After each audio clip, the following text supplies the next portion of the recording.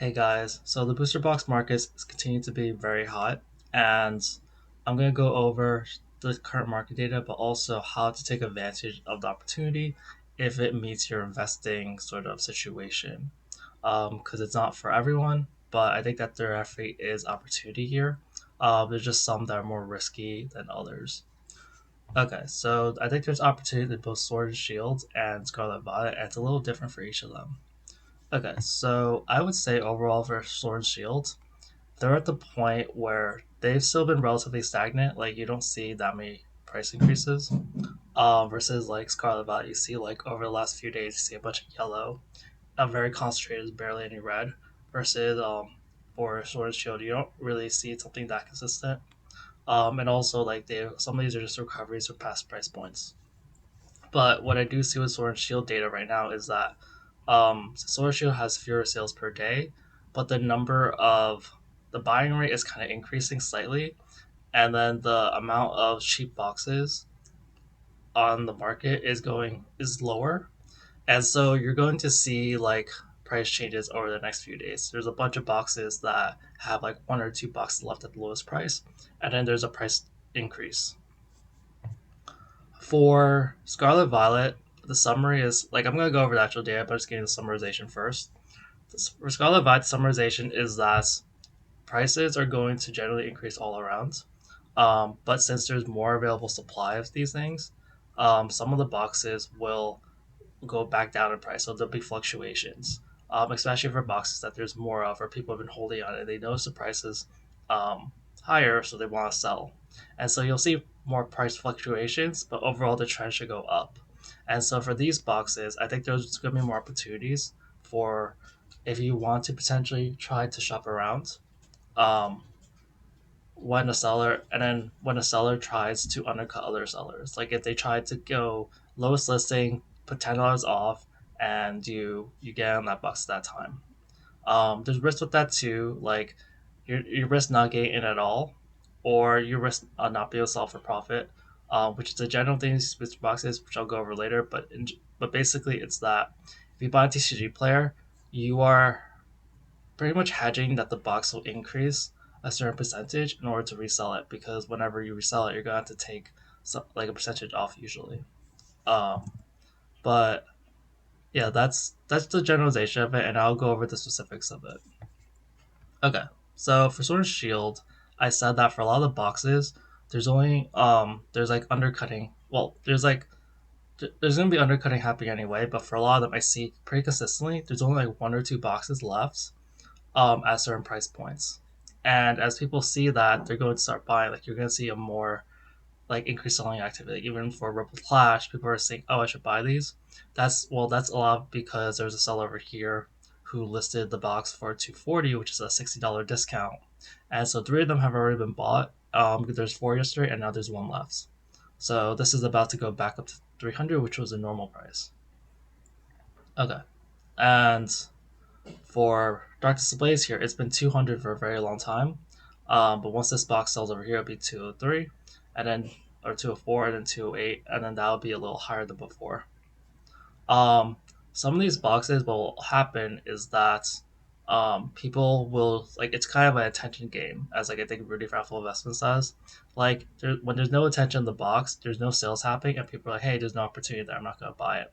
But when you see the demand start to increase, more and more people are gonna be like, "Hey, I should buy that." I'm seeing the signs early, like for this market analysis, you guys are like not at the. You guys are more aware than someone who doesn't look at Pokemon at all, because you're like, "Oh shoot, I'm looking at the market data because you're at least watching this video, and you're seeing, oh, there's signs of the market changing. Maybe I should get in early before the price increases." And that's kind of like investing in a nutshell. Like you're making an educated guess on things increasing, and it could be for a certain time period, and then you just you live with the results basically, or you have some risk management. But yeah, for Darkness Ablaze, there's this one box over there. For Chilling Rain, there's these. This is so some of them have like more quantity, but there's five over here for 314, and it goes back to 324. Chilling Rain's been up and down. It's kind of normal. But usually I like to look at how much quantity is available, how many boxes are there left, at that price and how much is selling. So Chilling Reign is that. Evolving Skies has gone back up to 1300, and you see a sale was bought yesterday, and then after 1300 it'll go back up to 1320 ish, and then 1330. For these higher box prices, it's more normal to have bigger price jumps to like a dollar or two. For Fusion Strike, which has been at about 450 very consistently, there's one box at 450 and it goes to 465. So that's like the new price point there. Brilliant Stars, it seems like Brilliant Stars is actually seeing more activity. There's a bunch bought yesterday, more bought today, and then it's been at this. Let's see, let me just consult the spreadsheet again. So Chilling Reign went down $5. Falling Skies went up about $20. And Brilliant Stars actually went down about $3. But when you look at the data, um, you get to 290, which it's already at 285. So yeah, Brilliant, you want this is also a sign of what you want to look at. A lot of the pricings, even when the price goes up, a lot of them like kind of close to each other. So for Brilliant Stars specifically, even if prices go up, um, the sellers like it's not going to go up like all of a sudden necessarily because the price differentials are pretty much very similar. People are pricing the boxes very closely to each other. For Astral Radiance, 230, that's kind of the normal price.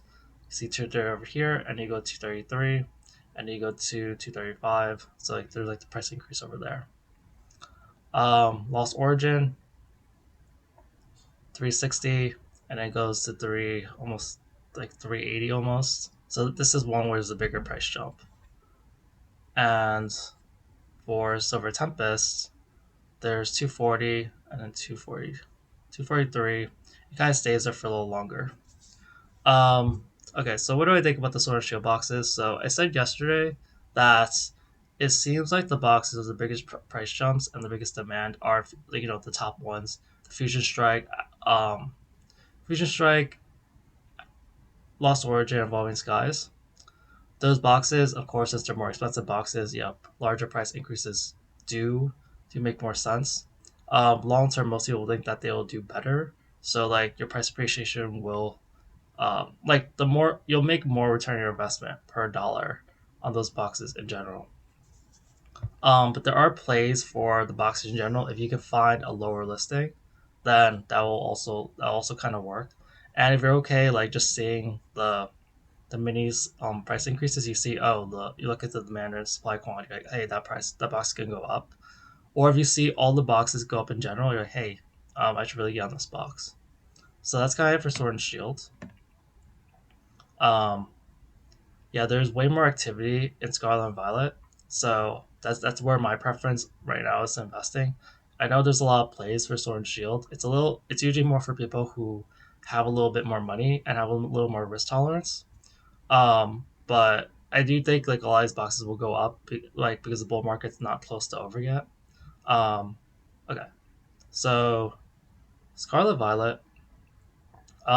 So you're starting to see retractions. Um, Scarlet Violet base went from 160 to 155, and Temporal went from 180 to 170. Um, and the other boxes, wait, this is a decrease. And Stellar Crown went from 175 to 178. So these are boxes that this is gonna happen because people have like more of these boxes. Like Scarlet Violet base people are probably holding and they don't really want to hold it because they don't really like the set, so it goes down. A lot of these are just like sellers undercutting. Temporal, yeah, there's like one seller that has like 10 boxes at a price, and a seller is over there. These boxes are also available on Pokemon Center, so since they haven't sold out yet, there's not as much. Sellers are willing to let go of it more because they're like, I guess I'll get a Pokemon Center, whatever. Once they sell out, it'll be a slightly different story. But the big news is actually Surging Sparks. I haven't seen Surging Sparks at about 260. This is 259, and people are actually buying at this price. So Surging Sparks is with everything else, it is going up, and I guess I'll go to that first. Um, yeah, if you see the 1 month graph, you do see the demand start to trickle up, and yeah, I did know it's very slight. but the number of boxes bought is like got slightly higher. Like there was a slowdown in early February where there's like 60 boxes sold every 3 days, so that's 20 bucks a day, and now you're getting like 80 boxes sold every 3 days, which is like 8 every three, like 27 or something, 20, like close to 30. Um, but Surging Sparks is still doing really well. I'm keeping my eye on the quantity. I noticed that a lot of the sellers here, they're not like verified, or they don't have a lot of sales. So a lot of these like low balling sellers, they're like people with like one or two boxes, because you don't see large quantities, and they're probably just normal people who bought it and they're just trying to cash out.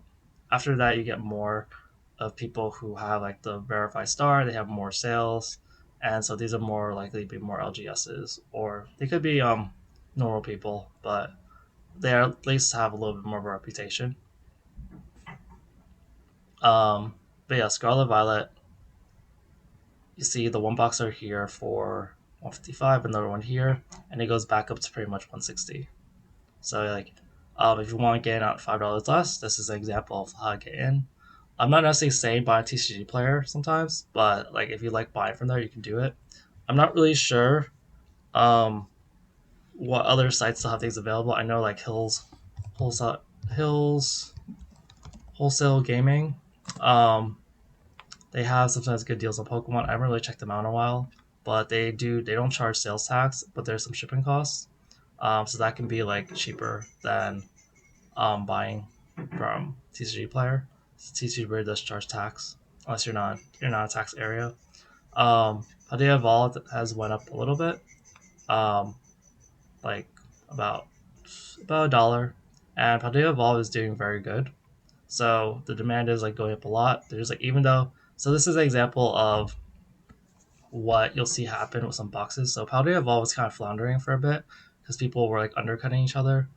Um, and you're seeing that people weren't buying as much before, and even though the price has increased, see this is where the demand, the attention that's happened. Um, People are going like, oh shoot, I should get on Paldea Evolved, and now they're willing to buy it even at these higher price points. And that's exactly what happens. Like you think that because no one's buying it here, it's not valuable. No, that's actually sometimes when you need to buy it and you have to just have the confidence to go, hey, it's undervalued and it's about to shoot up for whatever metrics I'm seeing. So I'm just gonna buy it now and get the discount. And then when everyone else is buying at the higher price, I'm just laughing because I got in early. But yeah, Paldea is having one of those moments right now.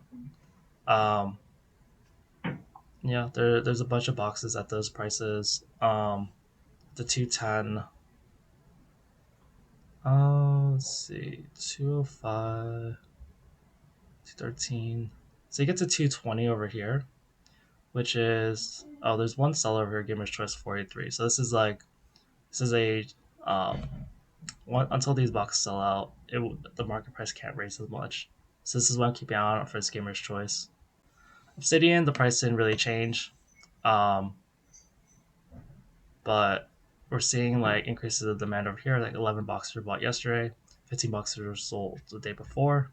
I mean, the other day, not the day before. And yeah, like it's just more like look at the data. It'll ship like 195. Like Obsidian plays at 195. That's just insane. Okay, I think this is getting a little repetitive, so I'll just like quickly go over some of the data. Paradox Rets is doing great. If you look at, I think I want to show up Scarlet Vibe base. So even though Scarlet Vibe base went down, you see the 1 month looks like it's going up, but then like look at the 3 months, like you see clear increase in demand. And then Paradox, you see 1 month is kind of going up, but then 3 months you see a clear increase in demand. So these are signs you want to look at for the price is definitely gonna go up. Temporal, yeah, as I said before, there's one seller for 8, and it goes back to 180 for Twilight. Twilight has like its ups and downs. It's already so expensive, um, but yeah, there's still like quite a few boxes at this price. And then Stellar, um, it went down about $5, but let's see, 170 But that is one seller selling it at 5, and it goes back to 175. But yeah, if you so I guess to summarize, there's pricing opportunities, there's buying opportunities because if you get in all these prices, they're probably gonna go up. There's chances to get if you like a TCG player, there's chances to get it when sellers undercut each other. Um, you just kind of have to be aware, but people are going to definitely do it. You already see signs of that. Some boxes are going to keep rising, and even when the prices go up, and you know that you probably really did miss out if you didn't get on it. Um, and yeah, there's always a risk of not being able to sell for profit. Like, do the math. Like, hey, if you don't have a reseller's license, like, add the tax, and then take off like 10 to 20%, and see how much the box has to rise for you to make money, and then like see if you're comfortable with that. Like, if Paldea has to go from $200 to $250 to make a profit, are you comfortable with that? Now these aren't necessarily quick flips, but yeah, as more and more people buy these boxes, the boxes are forced to go up because no one's gonna want to sell at a loss unless it's like a crash. All right, that's it for today's video. Thanks, guys. Bye.